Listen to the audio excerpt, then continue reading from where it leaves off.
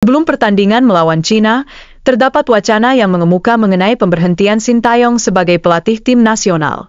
Hal ini menimbulkan pertanyaan di kalangan pengamat dan penggemar sepak bola mengenai alasan di balik keputusan untuk tetap memberinya kesempatan dalam memimpin tim di ajang AFF.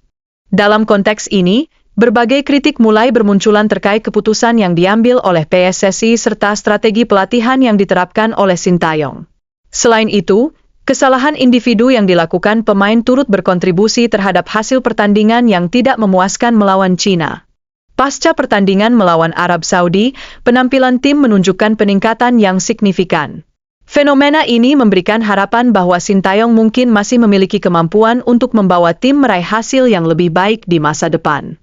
Di sisi lain, isu mengenai pemilihan pelatih serta strategi yang diterapkan oleh tim nasional Indonesia menjadi perdebatan di kalangan publik. Banyak yang berpendapat bahwa keputusan-keputusan yang diambil tidak sejalan dengan performa yang telah ditunjukkan oleh tim di lapangan.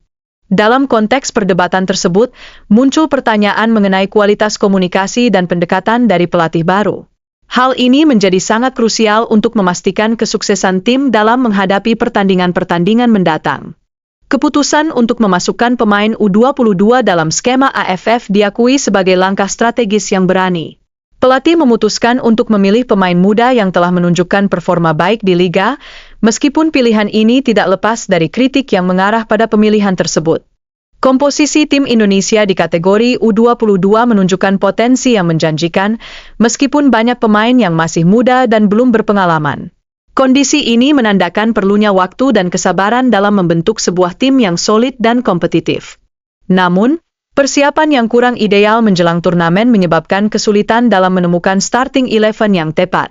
Dalam hal ini, pelatih harus melakukan eksperimen selama pertandingan untuk menemukan kombinasi pemain yang optimal. Sebagai catatan penting, tim lain di kawasan ASEAN juga melakukan perbaikan dan peningkatan kualitas permainan mereka. Oleh karena itu, Indonesia tidak dapat meremehkan kemampuan tim-tim lain yang kini semakin kompetitif di level regional. Analisis mengenai perjalanan tim di ajang AFF menunjukkan adanya penurunan performa yang terlihat dari perbandingan antara capaian di final dengan kegagalan untuk maju ke fase grup berikutnya.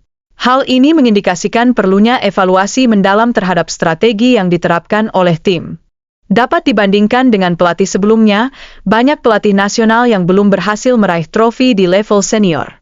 Ini menyoroti tantangan yang terus dihadapi dalam pengembangan tim dan mempersiapkan pemain untuk kompetisi yang lebih tinggi.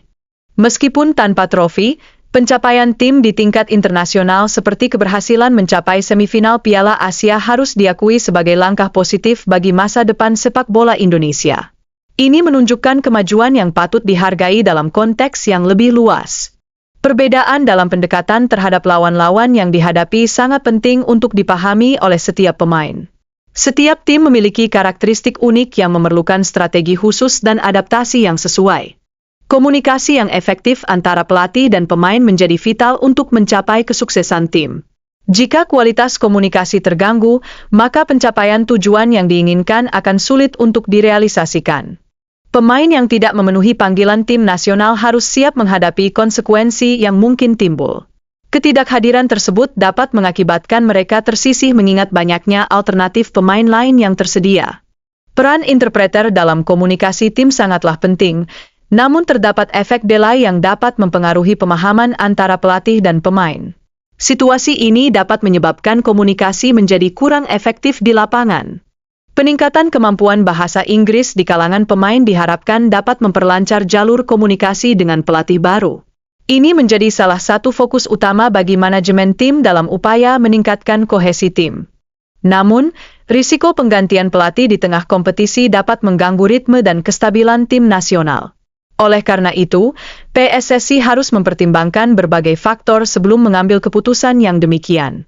Pemain yang berkarir di luar negeri juga memerlukan pendekatan yang tepat dari pelatih baru agar dapat beradaptasi dengan sistem tim. Ini menjadi tantangan tersendiri bagi PSSI dan pelatih yang saat ini menjabat. Lebih jauh lagi, pentingnya strategi bermain yang menyerang dalam tim nasional Indonesia perlu diperhatikan.